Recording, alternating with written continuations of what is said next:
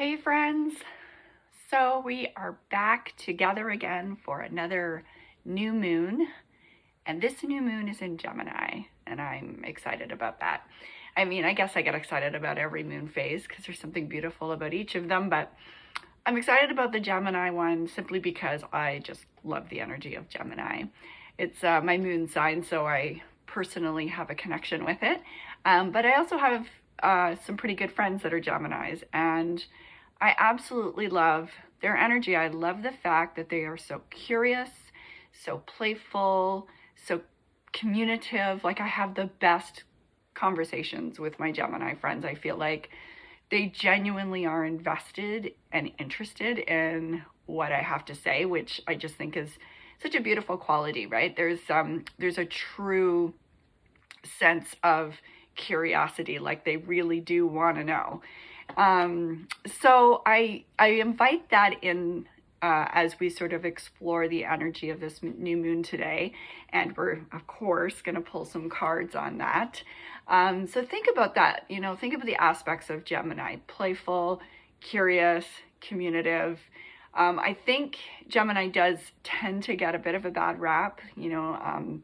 People think of the twin. They call them two-faced.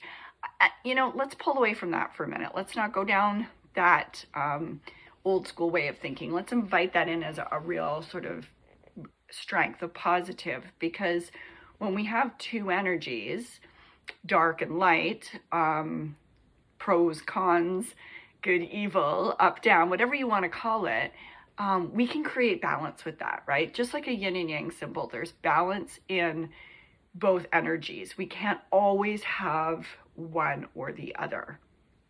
And I think ultimately, on our spiritual journeys, that's what we're trying to achieve. We're trying to achieve some balance, right? We face the shadow, we enter light into the darkness, we raise our vibrational frequency when we're feeling low. So I think there's a lot of benefit to seeing both sides of every coin.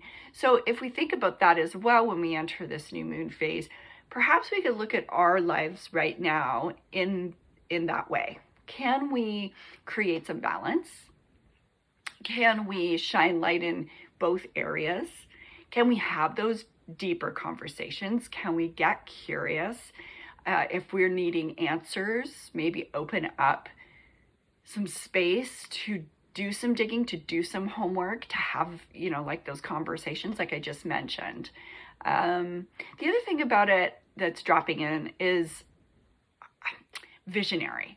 Like, could we play around with the ideas of exploring, becoming curious, the next stage, the vision? Like, I felt with Scorpio, we were going down a bit of an emotional, deeper road, where now we're in air. Air is, it's light, it's fast, it's instant, it's our thoughts, it's our mental body.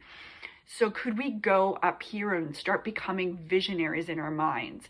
Start really doing the vision board of our future. Who do I want to be next in my life? Or what do I want to do now? What can I start visualizing as the next chapter? Knowing too, I'm going to remind you guys, we're in a year 9, which means we're really wrapping up stuff. We're closing off a cycle to start something new next year. So we have to plan what that's going to look like. We need to start becoming a visionary of where we're going, where we're headed.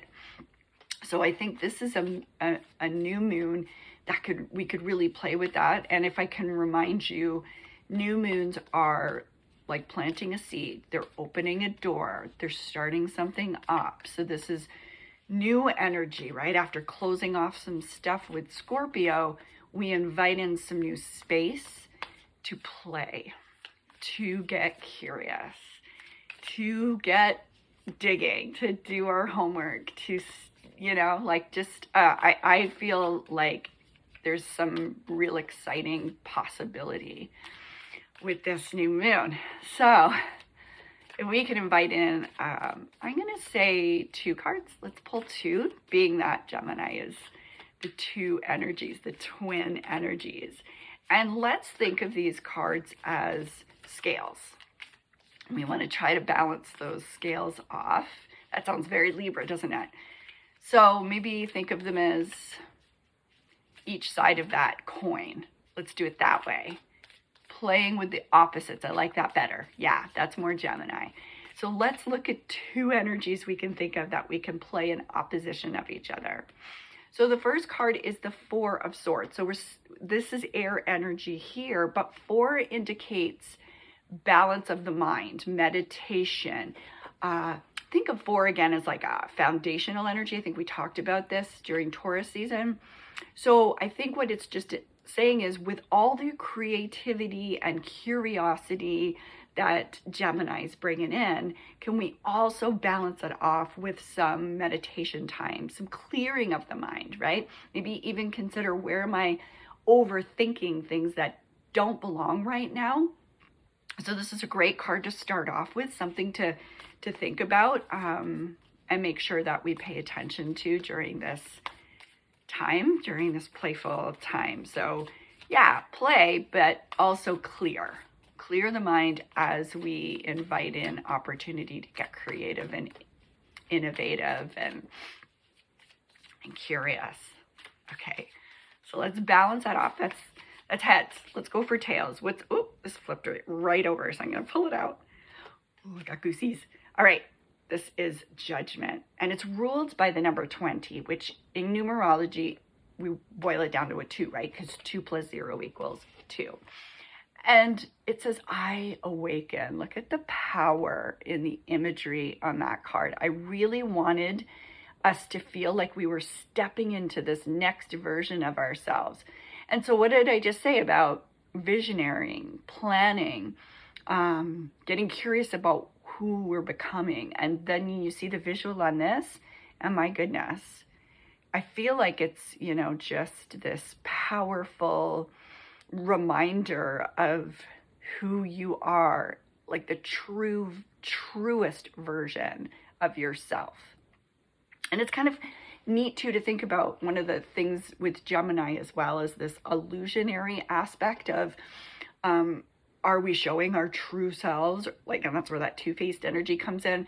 Or are we hiding a piece of ourselves? Do we have a hidden agenda here? This card means go to the truth. Go to who you truly are. Stop pretending to be someone you're not.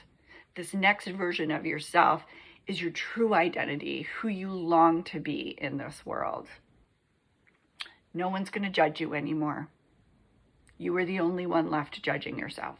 So it's time to step up to be who you truly want to be. Be that person for all of us. And I think if one person does it, it paves the way for us all to do it, so that we are really stepping into our authentic selves and not hiding behind a mask or behind the judgments or the preconceived notions or the expectations of anyone else. So, oh my gosh, I'm so happy that those cards came out for us today. Now I'm really excited to get moving on this new moon and what it's inviting in. So enjoy, guys. If you want to reach out, please do so. If you want to book an appointment, I'm opening up my schedule next week for the next 2 weeks. So you can look on my socials and you'll see the availability, or you can just reach out to me and we can talk about when to squeeze you in if you'd like to have a personal read with me. And don't forget, if you're interested in my cards, the Higher Self Tarot deck is available on my website, or again, you can reach out to me and I can get you a copy. Okay, take care, guys. Enjoy this new moon. Bye for now.